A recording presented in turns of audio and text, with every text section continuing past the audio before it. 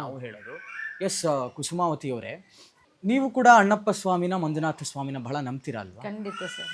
ನಿಮಗೆ ಒಂದು ನೇರವಾದ ಪ್ರಶ್ನೆ ಕೇಳ್ತೀನಿ, ಇದೆಲ್ಲ ಕಡೆ ಚರ್ಚೆ ಆದಂಥದ್ದು.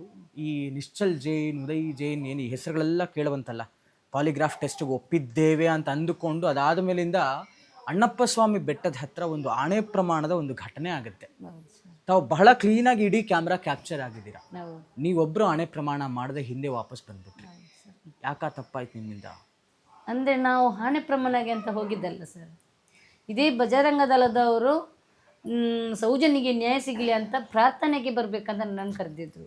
ಆಗ ತಿಮ್ಮರಡಿ ಮೇಸತ್ತಿಮ್ಮರು ಕೂಡ ಹೋಗಿ ಅಕ್ಕ ನೀವು ಒಂದು ಪ್ರಾರ್ಥನೆ, ಅವ್ರದ್ದೊಂದು ದೇವರ ನಂಬಿಕೆಯಲ್ಲಿ ಒಂದು ಪ್ರಾರ್ಥನೆ ಮಾಡ್ಬೇಕಂತ ಅವರೊಂದು ಮನಸ್ಸಲ್ಲಿ ಇರುತ್ತೆ, ನೀವು ಹೋಗಿ ಅಂತ ಹೇಳಿದ್ರು. ನಿಮ್ಗೆ ಆಣೆ ಪ್ರಮಾಣ ಅಂತಾನೆ ಖಂಡಿತ ನನಗೆ ಗೊತ್ತೇ ಇಲ್ಲ. ಅಲ್ಲ, ಗೊತ್ತಿದ್ರೆ ಮಾಡ್ತಿದ್ರಿ ಅಂತ? ಖಂಡಿತ ಇಲ್ಲ ಸರ್. ಆಣೆ ಪ್ರಮಾಣ ಅಂದರೆ ಏನು, ಯಾವ ರೀತಿ ಮಾಡಬೇಕು ಅಲ್ಲಿ? ಅದು ಗುರು ಹಿರಿಯರಿಗೆಲ್ಲ ಗೊತ್ತಿರುತ್ತೆ ಯಾವ ರೀತಿ ಆಣೆ ಪ್ರಮಾಣ ಮಾಡಬೇಕು. ಒದ್ದೆ ಬಟ್ಟೆಯಲ್ಲಿ ಇರಬೇಕು.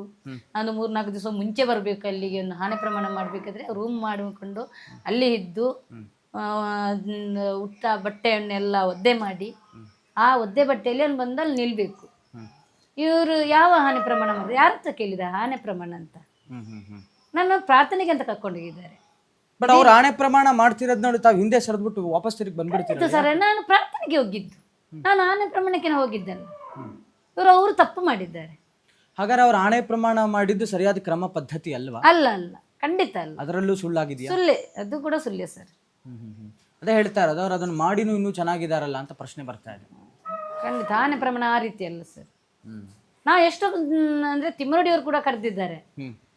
ದೇವಸ್ಥಾನ ಒಳಗೆ ಅಣ್ಣಪ್ಪ ಸ್ವಾಮಿಯ ಗುಡಿ ಇದೆ, ಅದರ ಬಾಗಿಲು ತೆಗೀರಿ, ನಾವು ಬರ್ತೀವಿ, ನೀವು ಬರಬೇಕು ಅಂತ ವೀರೇಂದ್ರಗೆ ಚಾಲೆಂಜ್ ಹಾಕಿದ್ದಾರೆ ತಿಮ್ಮರಡಿಯವರು. ಯಾಕೆ ಇಷ್ಟವರೆಗೆ ಬಂದಿಲ್ಲ ಅವರಾಗ? ಇನ್ನೂ ಬಂದಿಲ್ಲ, ಎಲ್ಲೂ ಏನು ಮಾತಾಡ್ತಾ ಇಲ್ಲ, ಏನು ಮಾತಾಡ್ತಿಲ್ಲ. ನಾನು 13 ವರ್ಷದಿಂದ ಇವ್ರ ಹೆಸರು ಹೇಳ್ಕೊಂಡು ಬಂದಿದ್ದೀನಿ, ಒಂದು ಮಾತು ಆಡ್ತಿಲ್ಲ.